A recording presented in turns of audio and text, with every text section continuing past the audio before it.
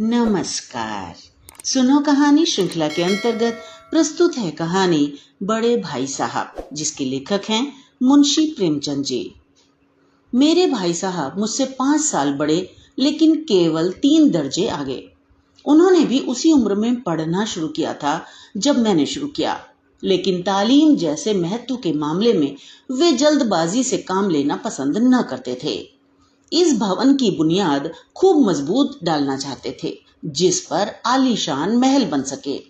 1 साल का काम 2 साल में करते थे, कभी कभी 3 साल भी लग जाते थे। बुनियाद ही पुख्ता न हो तो मकान कैसे पायदार बने। मैं छोटा था, वे बड़े थे। मेरी उम्र 9 साल की थी, वे 14 साल के थे। उन्हें मेरी तंबीह और निगरानी का पूरा और जन्मसिद्ध अधिकार था, और मेरी शालीनता इसी में थी कि उनके हुक्म को कानून समझूं। वे स्वभाव से बड़े अध्ययनशील थे, हरदम किताब खोले बैठे रहते, और शायद दिमाग को आराम देने के लिए कभी कॉपी पर, कभी किताब के हाशियों पर चिड़ियों, कुत्तों, बिल्लियों की तस्वीरें बनाया करते थे। कभी कभी एक ही नाम या शब्द या वाक्य 10-20 बार लिख डालते। कभी एक शेर को बार बार सुंदर अक्षरों में नकल करते। कभी ऐसी शब्द रचना करते जिसमें न कोई अर्थ होता, न कोई सामंजस्य। मसलन एक बार उनकी कॉपी पर मैंने यह इबारत देखी: स्पेशल अमीना, भाइयों भाइयों, दरअसल भाई भाई, राधे श्याम, श्रीयुत राधे श्याम, 1 घंटे तक। इसके बाद एक आदमी का चेहरा बना हुआ था। मैंने बहुत चेष्टा की कि इस पहेली का कोई अर्थ निकालूं, लेकिन असफल रहा और उनसे पूछने का साहस न हुआ। वे 9वीं जमात में थे, मैं 5वीं में। उनकी रचनाओं को समझना मेरे लिए छोटा मुंह बड़ी बात थी। मेरा जी पढ़ने में बिल्कुल न लगता था। 1 घंटा भी किताब लेकर बैठना पहाड़ था। मौका पाते ही हॉस्टल से निकलकर मैदान में आ जाता, और कभी कंकरियां उछालता, कभी कागज की तितलियां उड़ाता, और कहीं कोई साथी मिल गया तो पूछना ही क्या। कभी 4 दीवारी पर चढ़कर नीचे कूद रहे हैं, कभी फाटक पर सवार उसे आगे पीछे चलाते हुए मोटर कार का आनंद उठा रहे हैं। लेकिन कमरे में आते ही भाई साहब का वह रुद्र रूप देखकर प्राण सूख जाते। उनका पहला सवाल ये होता, कहाँ थे? हमेशा यही सवाल इसी ध्वनि में हमेशा पूछा जाता था, और इसका जवाब मेरे पास केवल मौन था। न जाने मेरे मुंह से यह बात क्यों ना निकलती कि जरा बाहर खेल रहा था। मेरा मौन कह देता था कि मुझे अपना अपराध स्वीकार है, और भाई साहब के लिए उसके सिवा और कोई इलाज न था कि स्नेह और रोष से मिले हुए शब्दों में मेरा सत्कार करें। इस तरह अंग्रेजी पढ़ोगे तो जिंदगी भर पढ़ते रहोगे और एक हर्फ ना आएगा। अंग्रेजी पढ़ना कोई हंसी खेल नहीं है कि जो चाहे पढ़ ले। नहीं, ऐरा गैरा नत्थु खैरा सभी अंग्रेजी के विद्वान हो जाते। यहाँ दिन रात आंखें फोड़नी पड़ती हैं और खून जलाना पड़ता है, तब कहीं यह विद्या आती है। और आती क्या है, हाँ कहने को आ जाती है। बड़े बड़े विद्वान भी शुद्ध अंग्रेजी नहीं लिख सकते, बोलना तो दूर रहा। और मैं कहता हूं, तुम इतने घोंघा हो कि मुझे देखकर भी सबक नहीं लेते। मैं कितनी मेहनत करता हूं, यह तुम अपनी आंखों से देखते हो। अगर नहीं देखते तो यह तुम्हारी आंखों का कसूर है, तुम्हारी बुद्धि का कसूर है। इतने मेले तमाशे होते हैं, मुझे तुमने कभी देखने जाते देखा है? रोज ही क्रिकेट और हॉकी मैच होते हैं, मैं पास नहीं फटकता, हमेशा पढ़ता रहता हूं। उस पर भी 1-1 दर्जे में 2-2, 3-3 साल पढ़ा रहता हूं। फिर भी तुम कैसे आशा करते हो कि तुम यूं खेलकूद में वक्त गंवाकर पास हो जाओगे?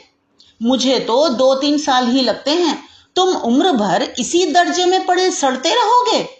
अगर तुम्हें इसी तरह उम्र गंवानी है तो बेहतर है घर चले जाओ और मजे से गुल्ली डंडा खेलो। दादा की गाढ़ी कमाई के रुपए क्यों बर्बाद करते हो? मैं यह लताड़ सुनकर आंसू बहाने लगता।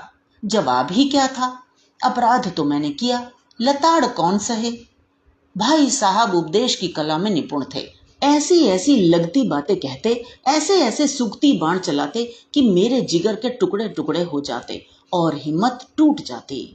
इस तरह जान तोड़कर मेहनत करने की शक्ति मैं अपने में न पाता था और उस निराशा में जरा देर के लिए मैं सोचने लगता, क्यों ना घर चला जाऊं। जो काम मेरे बूते के बाहर है उसमें हाथ डालकर क्यों अपनी जिंदगी खराब करूं। मुझे अपना मूर्ख रहना मंजूर था, लेकिन उतनी मेहनत से मुझे तो चक्कर आ जाता था। लेकिन घंटे 2 घंटे के बाद निराशा के बादल फट जाते और मैं इरादा करता कि आगे से खूब जी लगाकर पढ़ूंगा। चटपट एक टाइम टेबल बना डालता। बिना पहले से नक्शा बनाए कोई स्कीम तैयार किए काम कैसे शुरू करूं। टाइम टेबल में खेलकूद की मद ही बिल्कुल उड़ जाती। प्रातःकाल 6 बजे उठना, हाथ मुंह धो नाश्ता कर पढ़ने बैठ जाना। 6 से 8 तक अंग्रेजी, 8 से 9 तक हिसाब, 9 से 9:30 तक इतिहास, फिर भोजन और स्कूल। 3:30 बजे स्कूल से वापस होकर आधा घंटा आराम, 4 से 5 तक भूगोल, 5 से 6 तक ग्रामर, आधा घंटा हॉस्टल के सामने ही टहलना, 6:30 से 7 तक अंग्रेजी कंपोजिशन, फिर भोजन करके 8 से 9 तक अनुवाद, 9 से 10 बजे तक हिंदी, 10 से 11 तक विविध विषय, फिर विश्राम। मगर टाइम टेबल बना लेना एक बात है, उस पर अमल करना दूसरी बात। पहले ही दिन उसकी अवहेलना शुरू हो जाती। मैदान की वह सुखद हरियाली, हवा के हल्के हल्के झोंके, फुटबॉल की वह उछल कूद, कबड्डी के वे दांव घात, वॉलीबॉल की वह तेजी और फुर्ती मुझे अज्ञात और अनिवार्य रूप से खींच ले जाती और वहां जाते ही मैं सब कुछ भूल जाता। वह जानलेवा टाइम टेबल, वो आंखें फोड़ पुस्तकें किसी की याद ना रहती और भाई साहब को नसीहत और फजीहत का अवसर मिल जाता। मैं उनके साए से भागता, उनकी आंखों से दूर रहने की चेष्टा करता। कमरे में इस तरह दबे पांव आता कि उन्हें खबर न हो। उनकी नजर मेरी ओर उठी और मेरे प्राण निकले। हमेशा सिर पर एक नंगी तलवार सी लटकती मालूम होती। फिर भी जैसे मौत और विपत्ति के बीच भी आदमी मोह और माया के बंधन में जकड़ा रहता है, मैं फटकार और घुड़कियां खाकर भी खेल कूद का तिरस्कार न कर सकता था। सालाना इम्तिहान हुआ। भाई साहब फेल हो गए, मैं पास हो गया और दर्जे में प्रथम आया। मेरे और उनके बीच में केवल 2 साल का अंतर रह गया। जी में आया भाई साहब को आड़े हाथों लूं। आपकी वह घोर तपस्या कहाँ गई? मुझे देखिए, मजे से खेलता भी रहा और दर्जे में अव्वल भी हूं। लेकिन वे इतने दुखी और उदास थे कि मुझे उनसे दिली हमदर्दी हुई और उनके घाव पर नमक छिड़कने का विचार ही लज्जास्पद जान पड़ा। हाँ, अब मुझे अपने ऊपर कुछ अभिमान हुआ और आत्मसम्मान भी बढ़ा। भाई साहब का वह रौब मुझ पर न रहा। आजादी से खेल कूद में शरीक होने लगा। दिल मजबूत था। अगर उन्होंने फिर मेरी फजीहत की तो साफ कह दूंगा, आपने अपना खून जलाकर कौन सा तीर मार लिया? मैं तो खेलते खेलते दर्जे में अव्वल आ गया। जबान से यह हेकड़ी जताने का साहस न होने पर भी मेरे रंग ढंग से साफ जाहिर होता था कि भाई साहब का वह आतंक मुझ पर नहीं था। भाई साहब ने इसे भांप लिया। उनकी सहज बुद्धि बड़ी तीव्र थी और एक दिन जब मैं भोर का सारा समय गुल्ली डंडे को भेंट करके ठीक भोजन के समय लौटा तो भाई साहब ने मानो तलवार खींच ली और मुझ पर टूट पड़े। देखता हूं इस साल पास हो गए और दर्जे में अव्वल आ गए तो तुम्हें दिमाग हो गया है। मगर भाईजान, घमंड तो बड़े बड़े का नहीं रहा, तुम्हारी क्या हस्ती है? इतिहास में रावण का हाल तो पढ़ा ही होगा। उसके चरित्र से तुमने कौन सा उपदेश लिया या यूं ही पढ़ गए? महज इम्तिहान पास कर लेना कोई चीज नहीं, असल चीज है बुद्धि का विकास। जो कुछ पढ़ो उसका अभिप्राय समझो। रावण भूमंडल का स्वामी था। ऐसे राजाओं को चक्रवर्ती कहते हैं। आजकल अंग्रेजों के राज्य का विस्तार बहुत बढ़ा हुआ है, पर इन्हें चक्रवर्ती नहीं कह सकते। संसार में अनेक राष्ट्र अंग्रेजों का आधिपत्य स्वीकार नहीं करते, बिल्कुल स्वाधीन हैं। रावण चक्रवर्ती राजा था। संसार के सभी महीप उसे कर देते थे। बड़े बड़े देवता उसकी गुलामी करते थे। आग और पानी के देवता भी उसके दास थे। मगर उसका अंत क्या हुआ? घमंड ने उसका नामो निशान तक मिटा दिया। कोई उसे एक चुल्लू पानी देने वाला भी न बचा। आदमी और जो कुकर्म चाहे करे, पर अभिमान न करे, इतराए नहीं। अभिमान किया और दीन दुनिया दोनों से गया। शैतान का हाल भी पड़ा ही होगा। उसे यह अभिमान हुआ था कि ईश्वर का उससे बढ़कर सच्चा भक्त कोई है ही नहीं। अंत में यह हुआ कि स्वर्ग से नरक में ढकेल दिया गया। शाहे रूम ने भी एक बार अहंकार किया था, भीख मांग मांग कर मर गया। तुमने तो अभी केवल एक दर्जा पास किया है और अभी से तुम्हारा सिर फिर गया। तब तो तुम आगे बढ़ चुके। यह समझ लो कि तुम अपनी मेहनत से नहीं पास हुए, अंधे के हाथ बटेर लग गई। मगर बटेर केवल एक बार हाथ लग सकती है, बार बार नहीं लग सकती। कभी कभी गुल्ली डंडे में भी अंधा चोट निशाना पड़ जाता है, उससे कोई सफल खिलाड़ी नहीं हो जाता। सफल खिलाड़ी वह है जिसका कोई निशाना खाली ना जाए। मेरे फेल होने पर मत जाओ, मेरे दर्जे में आओगे तो दांतों पसीना आ जाएगा। जब अलजबरा और ज्योमेट्री के लोहे चबाने पड़ेंगे और इंग्लिस्तान का इतिहास पढ़ना पड़ेगा। बादशाहों के नाम याद रखना आसान नहीं। 8 हेनरी हो गुजरे हैं। कौन सा कांड किस हेनरी के समय में हुआ, क्या यह याद कर लेना आसान समझते हो? हेनरी 7वें की जगह हेनरी 8वां लिखा और सब नंबर गायब, सफा चट। सिफर भी ना मिलेगा, सिफर भी हो किस ख्याल में? दर्जनों तो जेम्स हुए हैं, दर्जनों विलियम, कौड़ियों चार्ल्स। दिमाग चक्कर खाने लगता है, आंधी रोग हो जाता है। इन अभागों को नाम भी ना जुड़ते थे। एक ही नाम के पीछे 2 यम, 100 यम, चहारूम, पंचुम लगाते चले गए। मुझसे पूछते तो 10 लाख नाम बता देता। और ज्योमेट्री तो बस खुदा ही पना। अ ब ज की जगह अ ज ब लिख दिया और सारे नंबर कट गए। कोई इन निर्दयी मुमतहिनों से नहीं पूछता कि आखिर अ ब ज और अ ज ब में क्या फर्क है और व्यर्थ की बात के लिए क्यों छात्रों का खून करते हो? दाल भात रोटी खाई या भात दाल रोटी खाई, इसमें क्या रखा है? मगर इन परीक्षकों को क्या परवाह? वे तो वही देखते हैं जो पुस्तक में लिखा है। चाहते हैं कि लड़के अक्षर अक्षर रट डालें और इसी रटंत का नाम शिक्षा रख छोड़ा है। और आखिर इन बेसिर पैर की बातों के पढ़ने से फायदा? इस रेखा पर वह लंब गिरा दो तो आधार लंब से दुगना होगा। पूछिए इससे प्रयोजन? दुगना नहीं चौगुना हो जाए या आधा ही रहे मेरी बला से। लेकिन परीक्षा में पास होना है तो ये सब खुराफात याद करनी पड़ेगी। कह दिया, समय की पाबंदी पर एक निबंध लिखो जो 4 पन्नों से कम ना हो। अब आप कॉपी सामने खोले, कलम हाथ में लिए, उसके नाम को रोइए। कौन नहीं जानता कि समय की पाबंदी बहुत अच्छी बात है। इससे आदमी के जीवन में संयम आ जाता है, दूसरों का उस पर स्नेह होने लगता है और उसके कारोबार में उन्नति होती है। लेकिन इस जरा सी बात पर 4 पन्ने कैसे लिखें? जो बात एक वाक्य में कही जा सके उसे 4 पन्नों में लिखने की जरूरत? मैं तो इसे हिमाकत कहता हूं। यह तो समय की किफायत नहीं बल्कि उसका दुरुपयोग है कि व्यर्थ में किसी बात को ठूंस दिया जाए। हम चाहते हैं आदमी को जो कुछ कहना हो चटपट कह दे और अपनी राह ले, मगर नहीं, आपको 4 पन्ने रंगने पड़ेंगे, चाहे जैसे लिखिए, और पन्ने भी पूरे फुल स्केप आकार के। यह छात्रों पर अत्याचार नहीं तो और क्या है? अनर्थ तो यह है कि कहा जाता है संक्षेप में लिखो। समय की पाबंदी पर संक्षेप में एक निबंध लिखो जो 4 पन्नों से कम ना हो। ठीक, संक्षेप में तो 4 पन्ने हुए, नहीं शायद 100-200 पन्ने लिखवाते। तेज भी दौड़िए और धीरे धीरे भी। है उल्टी बात, है या नहीं? बालक भी इतनी सी बात समझ सकता है, लेकिन इन अध्यापकों को इतनी तमीज भी नहीं। इस पर दावा है कि हम अध्यापक हैं।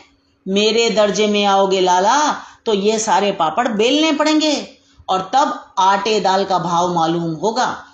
इस दर्जे में अव्वल आ गए हो तो जमीन पर पांव नहीं रखते। इसलिए मेरा कहना मानिए, लाख फेल हो गया हूं लेकिन तुमसे बड़ा हूं। संसार का मुझे तुमसे कहीं ज्यादा अनुभव है। जो कहता हूं उसे गिरह बांधिए, नहीं पछताइएगा। स्कूल का समय निकट था, नहीं ईश्वर जाने यह उपदेश माला कब समाप्त होती। भोजन आज मुझे निस्वाद सा लग रहा था। जब पास होने पर यह तिरस्कार हो रहा है तो फेल हो जाने पर तो शायद प्राण ही ले लिए जाएं। भाई साहब ने अपने दर्जे की पढ़ाई का जो भयंकर चित्र खींचा था उसने मुझे भयभीत कर दिया। स्कूल छोड़कर घर नहीं भागा, यही ताज्जुब है। लेकिन इतने तिरस्कार पर भी पुस्तकों में मेरी अरुचि ज्यों की त्यों बनी रही। खेल कूद का कोई अवसर हाथ से न जाने देता। पढ़ता भी मगर बहुत कम, बस इतना कि रोज टास्क पूरा हो जाए और दर्जे में जलील न होना पड़े। अपने ऊपर जो विश्वास पैदा हुआ था वह फिर लुप्त हो गया और फिर चोरों का सा जीवन कटने लगा। फिर सालाना इम्तिहान हुआ और कुछ ऐसा संयोग हुआ कि मैं फिर पास हुआ और भाई साहब फिर फेल हो गए। मैंने बहुत मेहनत नहीं की पर न जाने कैसे दर्जे में अव्वल आ गया। मुझे खुद अचरज हुआ। भाई साहब ने प्राणांतक परिश्रम किया, कोर्स का एक एक शब्द चाट गए थे। 10 बजे रात तक इधर, 4 बजे भोर से उधर, 6 से 9:30 तक स्कूल जाने से पहले। मुद्रा कांतिहीन हो गई थी मगर बेचारे फेल हो गए। मुझे उन पर दया आती थी। नतीजा सुनाया गया तो वे रो पड़े और मैं भी रोने लगा। अपने पास होने की खुशी आधी हो गई। मैं भी फेल हो गया होता तो भाई साहब को इतना दुख ना होता, लेकिन विधि की बात कौन टाले। मेरे और भाई साहब के बीच में अब केवल एक दर्जे का अंतर और रह गया। मेरे मन में एक कुटिल भावना उदय हुई कि कहीं भाई साहब 1 साल और फेल हो जाएं तो मैं उनके बराबर हो जाऊं, फिर वे किस आधार पर मेरी फजीहत कर सकेंगे। लेकिन मैंने इस विचार को दिल से बलपूर्वक निकाल डाला। आखिर वे मुझे मेरे हित के विचार से ही तो डांटते हैं। मुझे इस वक्त अप्रिय लगता है अवश्य, मगर यह शायद उनके उपदेशों का ही असर है कि मैं दनादन पास हो जाता हूं और इतने अच्छे नंबरों से। अब भाई साहब बहुत कुछ नरम पड़ गए थे। कई बार मुझे डांटने का अवसर पाकर भी उन्होंने धीरज से काम लिया। शायद अब वे खुद समझने लगे थे कि मुझे डांटने का अधिकार उन्हें नहीं रहा, या रहा भी तो बहुत कम। मेरी स्वच्छंदता भी बढ़ी। मैं उनकी सहिष्णुता का अनुचित लाभ उठाने लगा। मुझे कुछ ऐसी धारणा हुई कि मैं पास हो ही जाऊंगा, पढ़ूं या ना पढ़ूं, मेरी तकदीर बलवान है। इसलिए भाई साहब के डर से जो थोड़ा बहुत पढ़ लिया करता था वह भी बंद हुआ। मुझे कनकौए उड़ाने का नया शौक पैदा हो गया और अब सारा समय पतंगबाजी की ही भेंट होता था। फिर भी मैं भाई साहब का अदब करता था और उनकी नजर बचाकर कनकौए उड़ाता था। मांझा देना, कन्ने बांधना, पतंग टूर्नामेंट की तैयारियां आदि समस्याएं सब गुप्त रूप से हल की जाती थीं। मैं भाई साहब को यह संदेह न करने देना चाहता था कि उनका सम्मान और लिहाज मेरी नजरों में कम हो गया है। एक दिन संध्या समय हॉस्टल से दूर मैं एक कनकौआ लूटने बेतहाशा दौड़ा जा रहा था।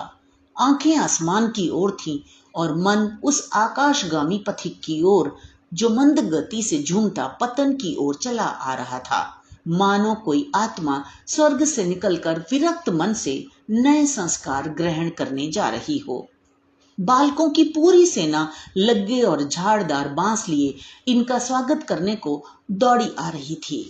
किसी को अपने आगे पीछे की खबर न थी। सभी मानो उस पतंग के साथ ही आकाश में उड़ रहे थे जहां सब कुछ समतल है, ना मोटर कारें हैं, ना ट्राम, ना गाड़ियां। सहसा भाई साहब से मेरी मुठभेड़ हो गई, जो शायद बाजार से लौट रहे थे। उन्होंने वहीं हाथ पकड़ लिया और उग्र भाव से बोले, इन बाजारी लौंडों के साथ धेले के कनकौए के लिए दौड़ते तुम्हें शर्म नहीं आती?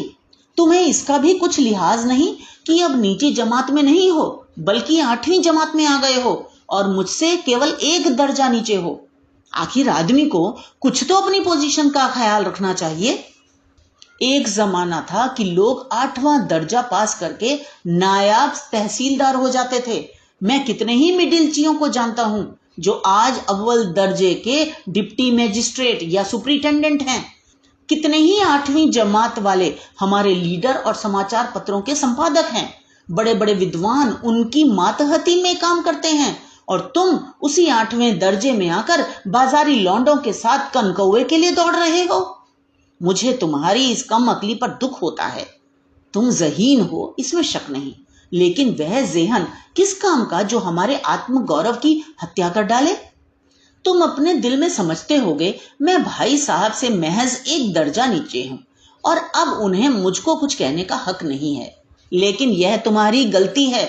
मैं तुमसे 5 साल बड़ा हूं और चाहे आज तुम मेरी ही जमात में आ जाओ और परीक्षकों का यही हाल है तो निसंदेह अगले साल तुम मेरे समकक्ष हो जाओगे और शायद 1 साल बाद मुझसे आगे भी निकल जाओ।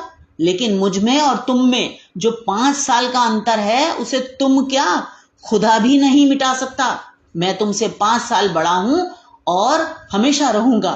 मुझे दुनिया का और जिंदगी का जो तजुर्बा है तुम उसकी बराबरी नहीं कर सकते। तुम चाहे MA और DPhil और D.Lit ही क्यों ना हो जाओ। समझ किताबें पढ़ने से नहीं आती, दुनिया देखने से आती है। हमारी अम्मा ने कोई दर्जा नहीं पास किया और दादा भी शायद 5वीं 6ठी जमात के आगे नहीं गए, लेकिन हम दोनों चाहे सारी दुनिया की विद्या पढ़ लें, अम्मा और दादा को हमें समझाने और सुधारने का अधिकार हमेशा रहेगा। केवल इसलिए नहीं कि वे हमारे जन्मदाता हैं, बल्कि इसलिए कि उन्हें दुनिया का हमसे ज्यादा तजुर्बा है और रहेगा। अमेरिका में किस तरह की राज व्यवस्था है और 8वें हेनरी ने कितने ब्याह किए और आकाश में कितने नक्षत्र हैं, ये बातें चाहे उन्हें ना मालूम हो, लेकिन हजारों ऐसी बातें हैं जिनका ज्ञान उन्हें हमसे और तुमसे ज्यादा है। दैव ना करे आज मैं बीमार हो जाऊं तो तुम्हारे हाथ पांव फूल जाएंगे। दादा को तार देने के सिवा तुम्हें और कुछ ना सूझेगा, लेकिन तुम्हारी जगह दादा हो तो किसी को तार न दें, न घबराएं, न बदहवास हों। पहले खुद मर्ज पहचान कर इलाज करेंगे, उसमें सफल ना हुए तो किसी डॉक्टर को बुलाएंगे। बीमारी तो खैर बड़ी चीज है। हम तुम तो इतना भी नहीं जानते कि महीने भर का खर्च महीना भर कैसे चले। जो कुछ दादा भेजते हैं उसे हम 20-22 तक खर्च कर डालते हैं और फिर पैसे पैसे को मोहताज हो जाते हैं। नाश्ता बंद हो जाता है, धोबी और नाई से मुंह चुराने लगते हैं। लेकिन जितना आज हम और तुम खर्च कर रहे हैं उसके आधे में दादा ने अपनी उम्र का बड़ा भाग इज्जत और नेकनामी के साथ निभाया है और कुटुंब का पालन किया है, जिसमें सब मिलकर 9 आदमी थे। अपने हेडमास्टर साहब ही को देखो, MA है कि नहीं, और यहाँ के MA नहीं, ऑक्सफोर्ड के 1000 रुपए पाते हैं, लेकिन उनके घर का इंतजाम कौन करता है? उनकी बूढ़ी माँ। हेडमास्टर साहब की डिग्री यहाँ बेकार हो गई। पहले खुद घर का इंतजाम करते थे, खर्च पूरा न पड़ता था, कर्जदार रहते थे। जब से उनकी माता जी ने प्रबंध अपने हाथ में ले लिया है, जैसे घर में लक्ष्मी आ गई है। तो भाईजान, यह गरूर दिल से निकाल डालो कि तुम मेरे समीप आ गए हो और अब स्वतंत्र हो। मेरे देखते तुम बेराह न चलने पाओगे। अगर तुम यूं ना मानोगे तो मैं थप्पड़ दिखाकर, वे बोले, इसका प्रयोग भी कर सकता हूं। मैं जानता हूं तुम्हें मेरी बातें जहर लग रही हैं। मैं उनकी इस नई युक्ति से नतमस्तक हो गया। मुझे आज सचमुच अपनी लघुता का अनुभव हुआ और भाई साहब के प्रति मेरे मन में श्रद्धा उत्पन्न हुई। मैंने सजल नेत्रों से कहा, हरगिज नहीं, आप जो कुछ फरमा रहे हैं वह बिल्कुल सच है और आपको उसे कहने का अधिकार है। भाई साहब ने मुझे गले से लगा लिया और बोले, मैं कनकौए उड़ाने को मना नहीं करता, मेरा भी जी ललचाता है, लेकिन करूं क्या? खुद बेराह चलूं तो तुम्हारी रक्षा कैसे करूं? यह कर्तव्य भी तो मेरे सिर है। संयोग से उसी वक्त एक कटा हुआ कनकौआ हमारे ऊपर से गुजरा। उसकी डोर लटक रही थी। लड़कों का एक गोल पीछे पीछे दौड़ा चला आता था। भाई साहब लंबे हैं ही, उछलकर उसकी डोर पकड़ ली और बेतहाशा हॉस्टल की तरफ दौड़े। मैं पीछे पीछे दौड़ रहा था। तो ये तो थी कहानी। मुझे आशा है आपको आनंद आया होगा। इसी तरह हमारे साथ जुड़े रहिए। तो मिलते हैं अगली कहानी में। धन्यवाद।